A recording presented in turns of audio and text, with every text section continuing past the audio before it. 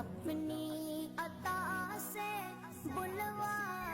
باللہ من الشیطان الرجیم بسم اللہ الرحمن الرحیم۔ ایک نکاح کی تقریب ہونی پئی ہے، اس تقریب دے وچ حق مال دے وچ 5 تو 8 لاکھ روپیہ اور 5 تولے سونے دیون دی گال ہونی پئی ہے۔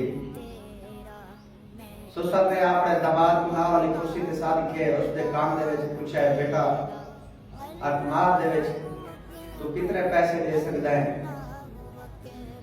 داماد اپنے سسر کو آکھے میں آسانی دے نال 2 لاکھ روپیہ ادا کر سکدا۔ سسر نکاح خان کو مخاطب کر کے آکھے کہ حق مال دے وچ 2 لاکھ روپیہ لکھ دو۔ وال سسر نے اپنے داماد دے نال مخاطب کیا ہے کہ کتنے تولے سونا دے سکدا ہے؟ داماد آکھے میرے کو 2 تولے سونا اکٹھا ہے، اگر کوشش کراں تے 3 تولے سونا بھی اکٹھا کر سکساں۔ سسر نکاح خان کو آکھے کہ حق مال دے وچ 2 تولے سونا لکھ دیتا وجے۔ سسر دے ٹوٹل عزیز اقارب سارے رشتہ دار ناراض ہو گئے کہ اتنے کم پیسے تے حق مال کیوں ختم کیتا ہے۔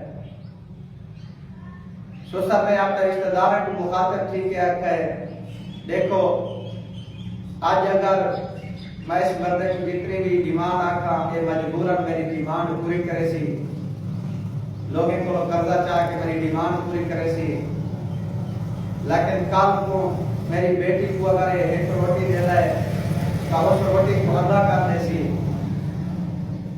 میں نہیں چاہتا کہ میری بیٹی شادی دے بعد اپنی زندگی عذاب دے وچ گزارے۔ اے بندہ مجبوری دے وچ میری ڈیمانڈ پوری کر دے سی، لوگوں کو قرضہ چاہ کے میری ڈیمانڈ اس وقت پوری کر دے سی، لیکن کل میری بیٹی کو اگر ایک روٹی دیندا ہے تو اس کو ادا کر دے سی کیونکہ اس دے سر دے اوتے قرضہ ہو سی۔ میرا مہربان اپنے بچوں کی شادی کو آسان بناؤ، نکاح کو آسان بناؤ۔